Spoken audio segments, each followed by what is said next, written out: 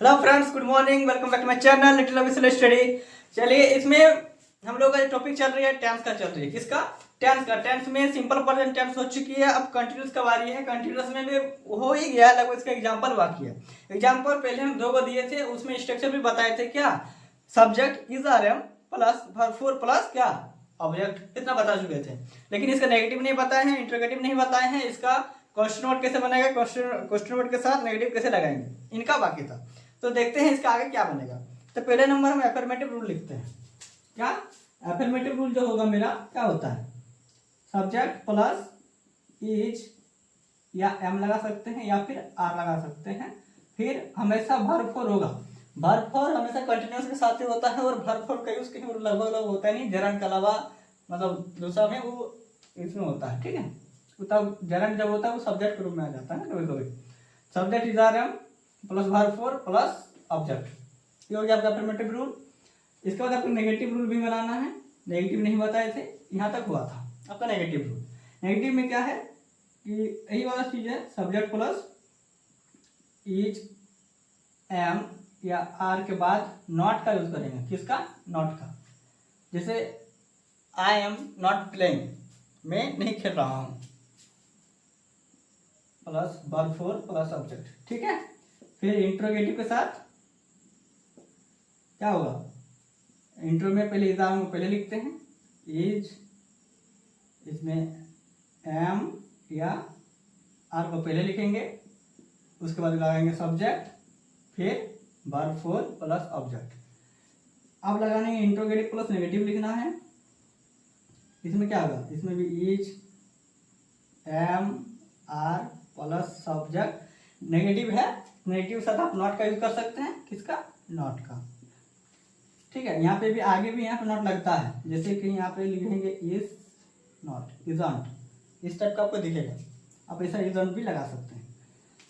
Is are am S plus object plus not plus verb four plus object.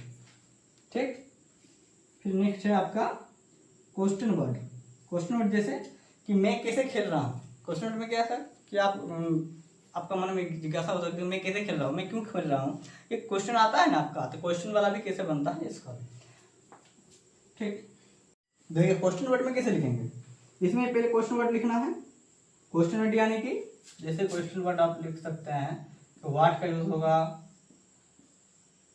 Who का use होगा, why का use होगा, how का use होगा। मतलब जिससे आपका क्वेश्चन पूछा जाता है उस सब का यूज कर सकते हैं। क्वेश्चन वर्ड लिखेंगे, फिर आपका इज एम या फिर आर जो होगा सब्जेक्ट के अनुसार वो डाल सकते हैं। फिर सब्जेक्ट प्लस और verb four plus object always.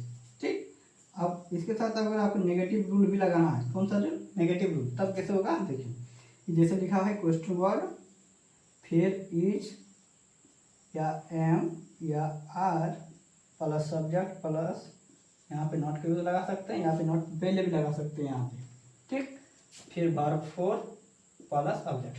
ठीक है, ये होगा 6 का रूल। पहला, दूसरा, तीसरा, चौथा, पांचवा, छठा, 6 का रूल है।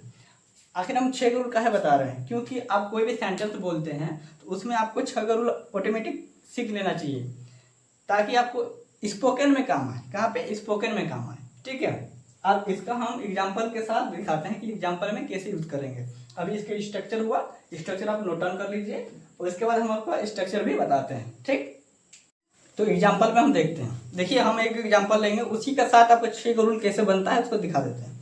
आप एक्सरसाइज का बुक लीजिए, उसमें से एक्सरसाइज को कंप्लीट कीजिए, तब आपको समझ में आएगा कि कैसे कैसे बनता है। ठीक, जैसे मान के चलिए कि अभी आप क्या कर रहे हैं, पढ़ रहे हैं, तो आप कह सकते हैं कि मैं पढ़ रहा हूँ, या हम आपको कहेंगे कि आप पढ़ रहे हैं। किससे पढ़? किताब से पढ़ रहे हैं। तो आप किताब पढ़ रहे हैं, क्या होगा कि आप पुस्तक पढ़ रहे हैं। एग्जाम्पल हो गया एक का।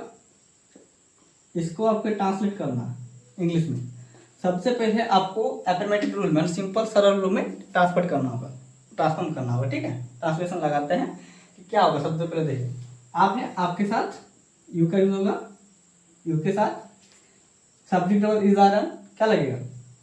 यू के साथ हमेशा आर लगता है, फिर यू आर, पढ़ रहे का इंग्लिश होगा रीडिंग बुक।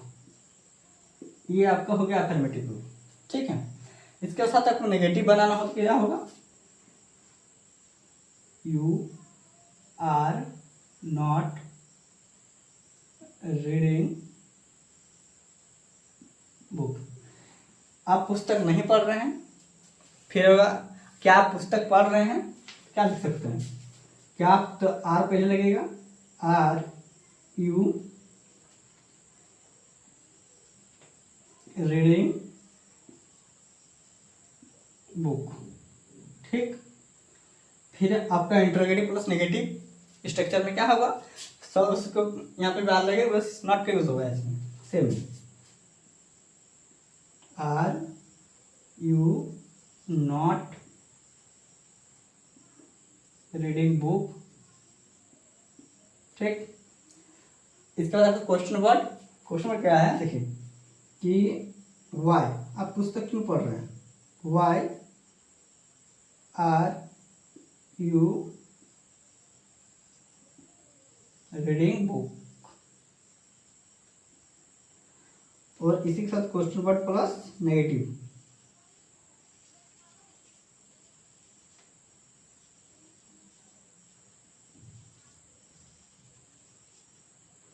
ठीक है।